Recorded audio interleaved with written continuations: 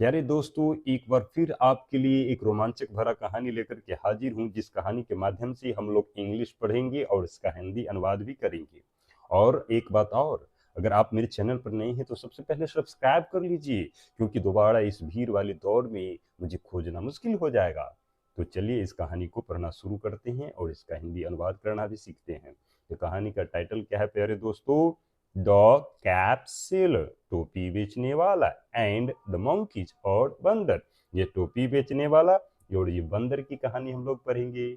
बहुत रोमांचक कहानी है, तो आप कृपया लास्ट तक देखिएगा। बहुत अच्छी कहानी है।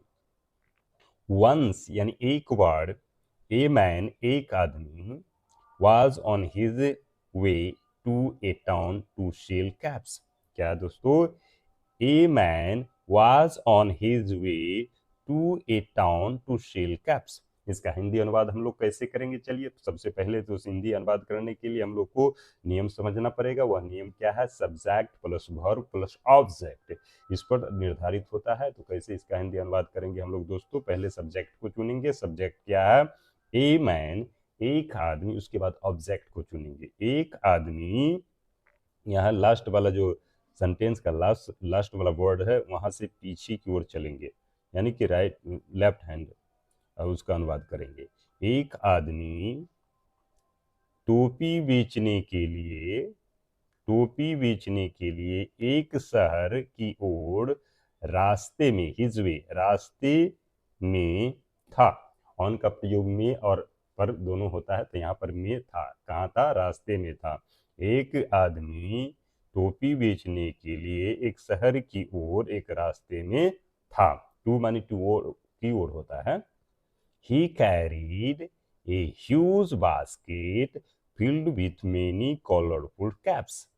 ही मानी वे, वह, मेनी कलरफुल, इसको एक साथ पढ़ेंगे। मेनी कलरफुल्स यानी अनेक रंग बिरंगी टोपी, विथ से, फिल्ड भरा हुआ, ए ह्यूज बास्केट एक बड़ी टोकरी, कैरिड यानी कि ढोया।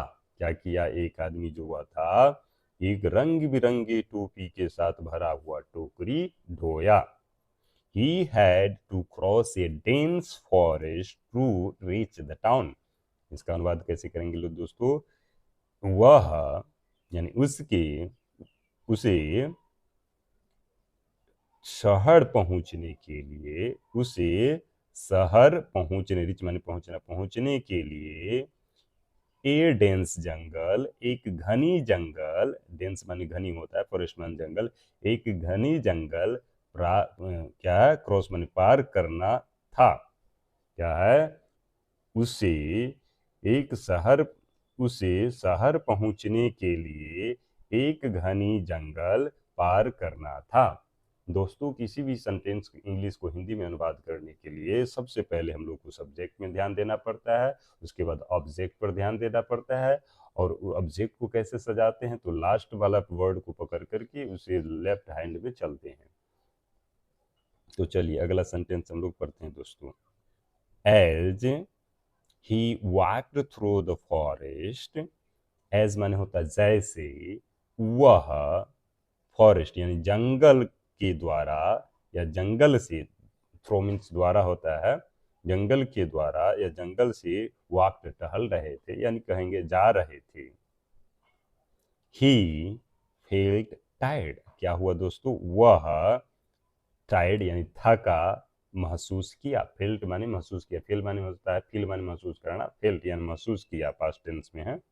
सो इसीलिए he decided to rest for a while, वह, वह फॉर ए वाइल कुछ देरों के लिए, ए वाइल कुछ देरों के लिए आराम करने का निर्णय लिया। डिसाइड माने निर्णय लिया। Soon after, कुछ देर बाद, he fell asleep under the shadow of a big tree। इसका अनुवाद कैसे करेंगे दोस्तों? वह एक बड़े पेड़ की छाया के नीचे फेल asleep, सो गया। Some monkeys were sitting on the nearby trees. इसका अनुवाद करेंगे, some monkeys, कुछ बंदरे पेड़ के नजदीक, ट्री नियर यानी कि पेड़ के नजदीक पर बैठा था। कहाँ बैठा था? पेड़ के नजदीक वाले पेड़ पर बैठा था। They saw the colorful caps in the basket and took one each। क्या किया? वे in the basket, इसको टोकरी में क्या पढ़ेंगे? वे टोकरी में कलरफुल कैप्स यानी रंगील टोपी, सॉ यानी देखा, और टुक वन ईच, और क्या किया? एक एक करके ले लिया। टुक मान टेक माने लेना, टुक माने ले लिया, एक एक करके ले लिया। When the cap seller woke up, जब जो है टोपी बेचने वाला, कैप सेलर को कहेंगे टोपी बेचने वाला, वोक अप यानी उठा, he was shocked to see his basket empty, वह अपनी टोकरी को खाली देख शॉक्ड हो गया था। क्या था? शॉक्ड था, उदास था, आश्चर्य था। ही सर्च फॉर हिज कैप्स, वह जो है अपनी टोपी के लिए सर्च किया यानी खोजा था, खोजा। एंड सॉ द मंकीज, और जो है बंदरों को देखा, वेयरिंग देम। क्या हुआ यहाँ पर पढ़ेंगे दोस्तों? He searched for his caps and saw the monkeys wearing them। और क्या किया? और उन्हें बंदरों को पहने देखा। Then उसके बाद he had a brilliant idea। उसके बाद जो उसे क्या आया? एक brilliant idea, एक जो सुनहरा यानी अच्छा विचार आया। He removed his cap and threw it down। वह जो है removed his cap यानी कि वो अपना टोपी, his cap अपना टोपी removed यानी हटाया, and threw it down और नीचे फेंक दिया। कौन? ये आदमी अपना टोपी हटाया और नीचे फेंक दिया। threw यानी फेंक देना नीचे। When the monkeys saw this, क्या क्या? When the monkeys saw this, जब बंदर इसे देखा, they copied them and threw their caps down। क्या किया दोस्तों? वे कॉपीड हिम, वे बंदर जो थे उससे क्या किया? कॉपी किया, नकल, जैसे जैसे आदमी किया वैसे वो भी किया। And through their caps down, और बंदर भी जो था अपना टोपी नीचे फेंक दिया। ही कलेक्टेड द कैप्स, वह जो है टोपियों को कलेक्टेड किया यानी चुन करके, put them in his basket and went away. क्या किया? अपनी टोकरी में वे पुट यानी डाले, एंड वेंट अवे और चले गए। इस कहानी का मोरल क्या है दोस्तों? Wisdom is a man's greatest treasure.